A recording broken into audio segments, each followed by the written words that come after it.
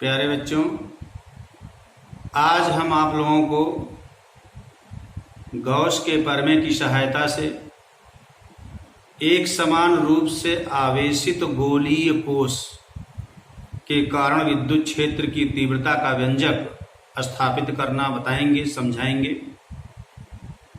इसके पहले हमने आपको समझा दिया था कि गॉस की प्रमेय क्या है, इसको कैसे प्रूफ किया जाता है और गॉस के प्रमेय की सहायता से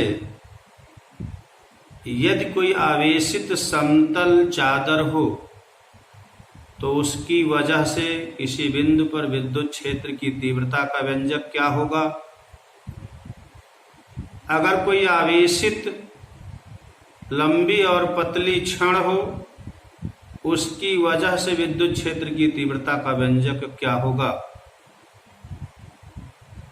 आज आवेशित गोलीय कोश के कारण विद्युत क्षेत्र की तीव्रता का व्यंजक स्थापित करना हम आपको सिखाएंगे। प्यारे बच्चों, सबसे पहले आप ये जानें कि गोलीय कोश क्या होता है। गोलीय कोश, गोलीय शब्द से जाहिर है कि वो गोलाकार होगा। कोश का मतलब होता है कि अंदर से वो पूरा खोखला हो।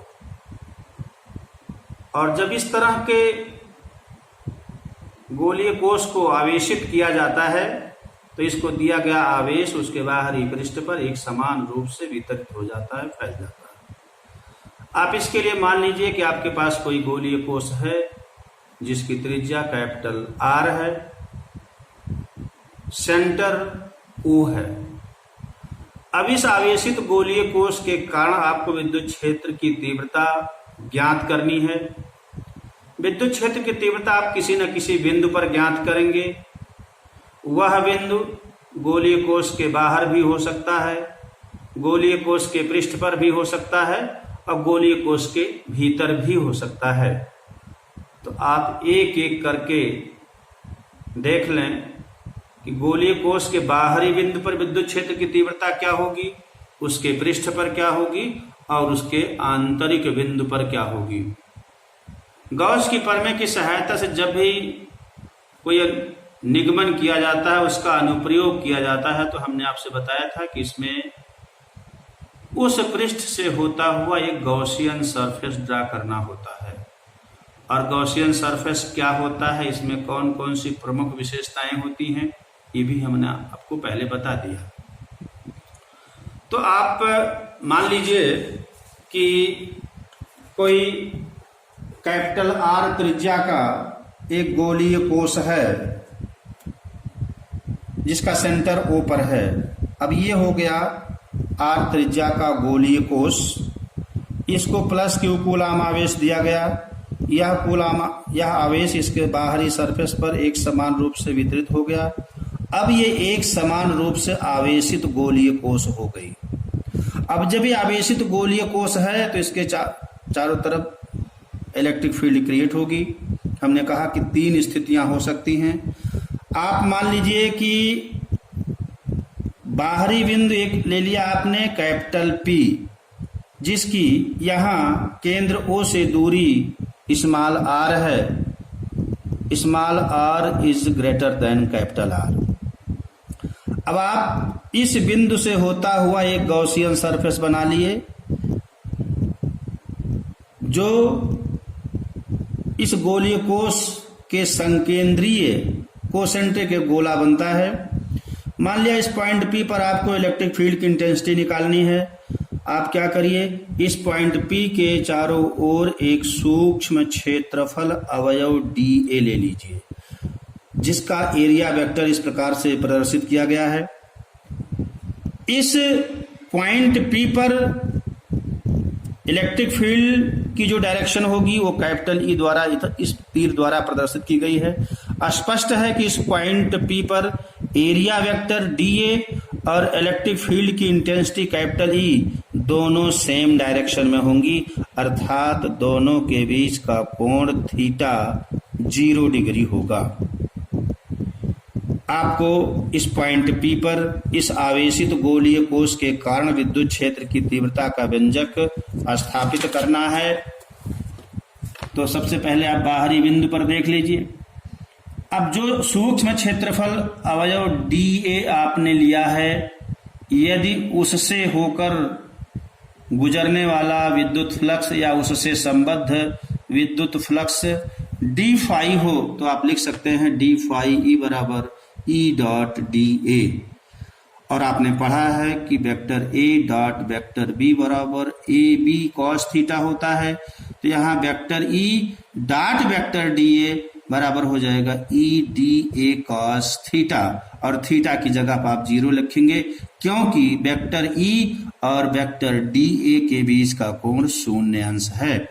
आप जानते हैं cos 0 का मान 1 होता है, तो बराबर हो जाएगा E इंटू dA।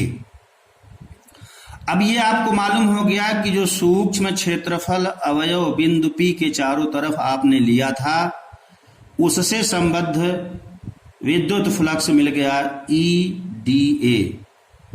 यदि आपको संपूर्ण गॉसियन पृष्ठ जो बनाया हुआ है उससे संबद्ध विद्युत फ्लक्स निकालना हो, कैलकुलेट करना हो, तो आप लिख सकते हैं, यदि उससे संबद्ध विद्युत फ्लक्स फाई E हो तो लिख सकते हैं phi equal to integral E dot dA, और E dot dA equal to आया हुआ है E इंटू dA, तो हो जाएगा इंटीग्रल E dA बराबर, आप कैपिटल E को बाहर कर सकते हैं, इंटीग्रल dA। इंटीग्रल dA का तात्पर्य यहाँ क्या है? इंटीग्रल dA का तात्पर्य यहाँ ये है कि जो स्मॉल r त्रिज्या का गोलीय गॉसियन पृष्ठ आपने बनाया हुआ है, उस गॉसियन सरफेस की टोटल एरिया कितनी होगी। आप जानते हैं कि अगर आपके पास कोई r त्रिज्या का गोला है तो उसकी एरिया होती है 4 पाई r स्क्वायर। तो इंटीग्रल dA इक्वल टू लिख सकते हैं 4 पाई r स्क्वायर। तो फाई E बराबर हो जाएगा E इंटू 4 पाई r स्क्वायर। गॉस की प्रमेय क्या कहती है कि किसी बंद पृष्ठ से संबद्ध कुल विद्युत फ्लक्स उस पृष्ठ से घिरे हुए आवेश का Q बटा एप्सिलॉन 0 गुना होता है।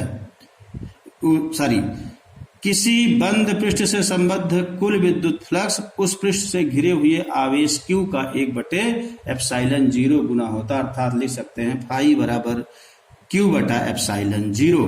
तो फाई की जगह पर आप लिख दें Q बटा एप्सिलॉन 0, और तो ये हो जाएगा, आप ऐसे लिखें Q बटा एप्सिलॉन 0 बराबर E इंटू 4 पाई r स्क्वायर, या E इंटू 4 पाई r स्क्वायर बराबर Q बटा एप्सिलॉन 0।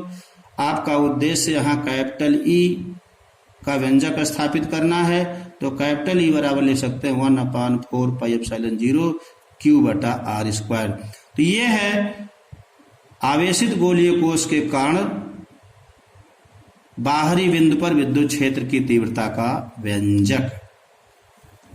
अब यदि यह बिंदु P जो आपने गोलीय कोश के बाहर लिया हुआ था, वह बिंदु P गोलीय कोश के पृष्ठ पर हो, तो स्पष्ट है कि जब वह बिंदु P गोलीय कोश के पृष्ठ पर होगा तो ऐसी दशा में स्मॉल r कैपिटल R के बराबर हो जाएगा।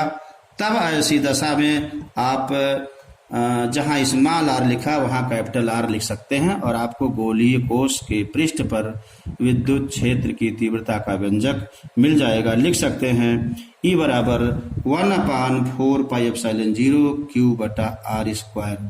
दूसरे रूप में इसको लिख सकते हैं सिग्मा अपान एप्सिलॉन 0, जहां सिग्मा क्या है? आवेश का पृष्ठ घनत्व है। पृष्ठ घनत्व का तात्पर्य है कि कुल आवेश बटे पृष्ठ का कुल क्षेत्रफल। तो पृष्ठ का कुल क्षेत्रफल हो जाएगा 4 पाई r स्क्वायर, आवेश है Q, तो Q बटा 4 पाई r स्क्वायर को सिग्मा लिख सकते हैं। तो इस प्रकार से आप ये ज्ञात कर सकते हैं कि आवेशित गोलीय कोश के पृष्ठ पर विद्युत क्षेत्र की तीव्रता का व्यंजक क्या होगा। E बराबर 1/4 पाई एप्सिलॉन 0 Q बटा r स्क्वायर। इसको यदि आवेश के पृष्ठ घनत्व के रूप में लिखना चाहें तो लिख सकते हैं E बराबर सिग्मा बटा एप्सिलॉन 0, जहां सिग्मा इक्वल टू Q बटा 4 पाई r स्क्वायर है। इस प्रकार से आप गोलीय कोश के पृष्ठ पर विद्युत क्षेत्र की तीव्रता गॉस के प्रमेय की मदद से ज्ञात कर सकते हैं। तीसरा केस हो सकता है कि जिस बिंदु पर आपको विद्युत क्षेत्र की तीव्रता ज्ञात करनी है वह बिंदु गोलीय कोश के भीतर हो, अंदर हो। जैसे वो पॉइंट यहां पर हो, यहां भीतर यहां कोई पॉइंट हो, गोलीय कोश आपकी ये है। अब यहां भी मान लीजिए इसकी रेडियस स्मॉल आर है, तो आप ये पहले ही हमने बता दिया है कि गोलीय कोश को जो भी आवेश दिया जाता है वह उसके बाहरी पृष्ठ पर एक समान रूप से वितरित हो जाता है। यानी गोलीय कोश के भीतर कोई आवेश नहीं होता है। तो जब यहाँ भीतर कोई बिंदु लेकर के और इस प्रकार से आप गॉसियन सरफेस बनाएंगे तो स्वाभाविक है कि इस बंद पृष्ठ से घिरे हुए आवेश की मात्रा शून्य हो जाएगी।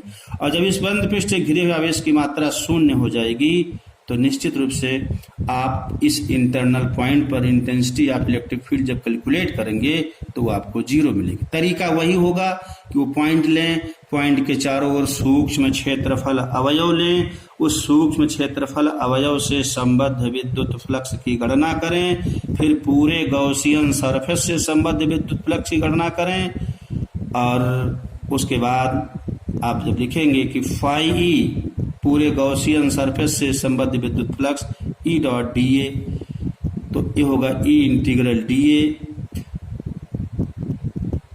अब चूंकि फाई बराबर होता है क्यू बटा एप्सिलॉन 0 और क्यू का मान 0 है, तो ऐसी दशा में आपको इंटरनल पॉइंट पर intensity of the electric field 0 मिलेगी। तो इस प्रकार से क्लियर हो गया कि अगर वह बिंदु गोलीय कोश के बाहर है तो वहां पर विद्युत क्षेत्र की तीव्रता E बराबर 1/4 पाई एप्सिलॉन 0 क्यू बटा आर स्क्वायर। अगर वह बिंदु गोलीय कोश के पृष्ठ पर है तो उस बिंदु पर विद्युत क्षेत्र की तीव्रता का व्यंजक E बराबर 1/4 pi capital R square into, या दूसरे शब्दों में कह सकते 1/4 पाई एप्सिलॉन 0 क्यू बटा कैपिटल आर स्क्वायर, जहां कैपिटल आर गोलीय कोश की त्रिज्या है। अब इस पर आधारित आप सवाल लगाने का प्रयास करें। जैसे एक एग्जाम्पल दिया हुआ आपकी किताब में कि धातु के एक खोखले गोले का व्यास 7 सेंटीमीटर है तथा उस गोले पर 500 माइक्रो कूलाम आवेश है। गोले के केंद्र से 100 सेंटीमीटर दूरी पर, दूसरा प्रश्न है 30 सेंटीमीटर दूरी पर विद्युत क्षेत्र की गणना कीजिए। गोले की त्रिज्या कितनी दी हुई है प्रश्न में? 60 सेंटीमीटर। अब अगर गोले के केंद्र से 100 सेंटीमीटर दूरी वाले बिंदु पर विद्युत क्षेत्र की तीव्रता निकालनी है तो स्पष्ट है कि 100 इज ग्रेटर देन 60, तो दैट मीन्स वह पॉइंट एक्सटर्नल पॉइंट होगा। और जब 30 सेंटीमीटर दूर वाले पॉइंट पर कैलकुलेट करेंगे तो वह पॉइंट इंटरनल पॉइंट होगा। तो अभी आपने फार्मूला पढ़ा है कि अगर एक्सटर्नल पॉइंट है तो E बराबर 1/4 पाई एप्सिलॉन 0 क्यू बटा small r square, where small r is greater than capital r. तो स्मॉल आर की वैल्यू आप 100 सेंटीमीटर लेंगे और क्यू का मान आपको प्रश्न में दिया है, इस प्रकार से आप कैलकुलेट कर देंगे। इंटरनल पॉइंट जो 30 सेंटीमीटर दूर वाला पॉइंट है स्वाभाविक होगा इंटरनल पॉइंट होगा। और अभी आपने पढ़ा है कि गोलीय कोश के भीतरी बिंदु पर विद्युत क्षेत्र की तीव्रता 0 होती है, तो जो 30 सेंटीमीटर दूर वाला पॉइंट है वहां पर विद्युत क्षेत्र की तीव्रता 0 होगी।